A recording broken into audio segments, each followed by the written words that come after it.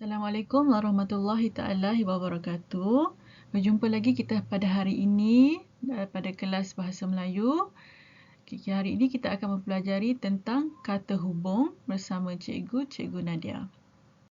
Okey, apakah yang dimaksudkan kata hubung? Maksud kata hubung.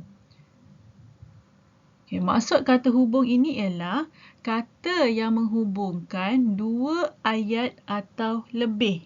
Maksudnya daripada dua ayat, kita boleh jadikan satu ayat. Kita tengok contoh. Contoh kata hubung. Contoh kata hubung. Yang pertama, dan. Yang kedua, hingga. Yang ketiga, kerana. Dan yang keempat, yang. Ini adalah contoh-contoh kata hubung yang kita boleh gunakan untuk menggabungkan dua ayat menjadi satu ayat. Okey, kita tengok contoh petikan yang berkenaan dengan pokok tin. Gambar yang kamu tengok ini adalah contoh pokok tin. Ada buahnya sebelum masak berwarna hijau, apabila masak dia berwarna seperti coklat gelap macam ni.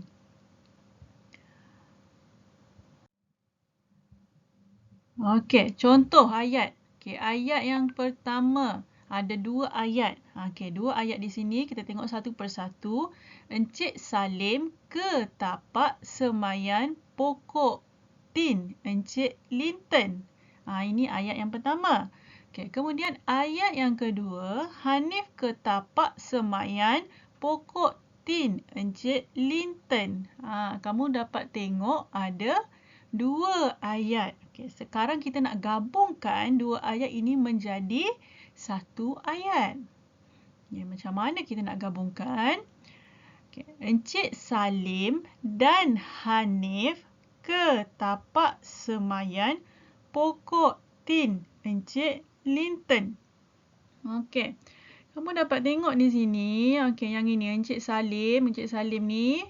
Encik Salim ni ayat yang pertama ni. Encik Salim. Ayat yang pertama. Kemudian Hanif ini adalah ayat yang kedua. Jadi ayat pertama Encik Salim, ayat kedua ini adalah Hanif. Yang ayat yang sama kamu dapat tengok di sini adalah kamu tengok ni. Ke tapak semayan pokok tin Encik Linton.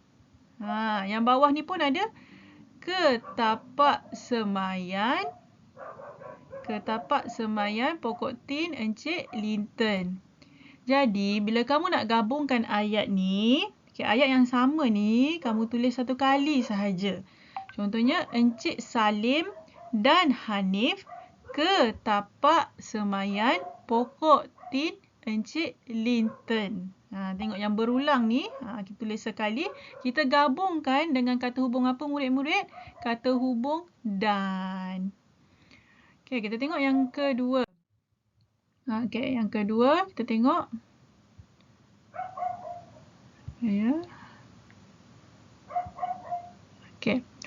Encik Linton mempunyai ladang pokok tin. Ayat yang pertama. Ayat yang kedua, ladang pokok tin itu luas. Kita nak gabungkan dua ayat ini menjadi satu ayat. Kita tengok macam mana. Encik Linton mempunyai ladang pokok tin yang luas. Kamu tengok dia gabungkan dengan kata hubung yang cikgu dah buat dan cikgu dah tuliskan dengan perkataan yang berwarna merah. Jadi dua ayat kita gabungkan jadi satu ayat. Kita tengok yang ketiga.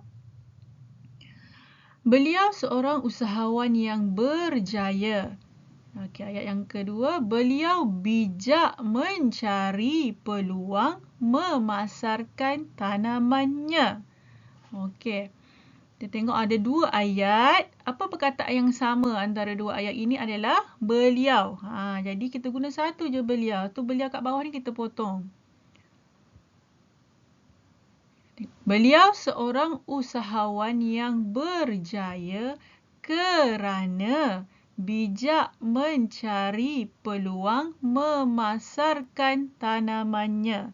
Okay, jadi macam cikgu beritahu tadi, beliau ini kita tak payah salin semula sebab pengulangan yang benda yang sama. Jadi kita guna satu sahaja beliau. Beliau seorang usahawan yang berjaya kerana. Kerana ini adalah contoh kata hubung. Kerana bijak mencari peluang memasarkan tanamannya. Okay. Okay, sekarang tugasan kamu pada hari ini adalah lengkapkan petikan pada buku teks jilid 2 halaman 50. Kemudian salin semula petikan pada buku tulis garis 1, buku A. Kamu tengok muka surat 50 ni, yang atas ni tadi cikgu dah terangkan, Encik Salim dengan Hanif. Jadi sekarang kamu lengkapkan dulu menggunakan kata hubung. Tempat kosong tu menggunakan kata hubung. Kata hubung yang boleh digunakan adalah seperti yang, dan, kerana. Dekat tempat kosong. Dah lengkapkan, cikgu mahu kamu salin semula petikan ini. Tajuknya pokok tin. Okey, murid-murid. Faham? Okey.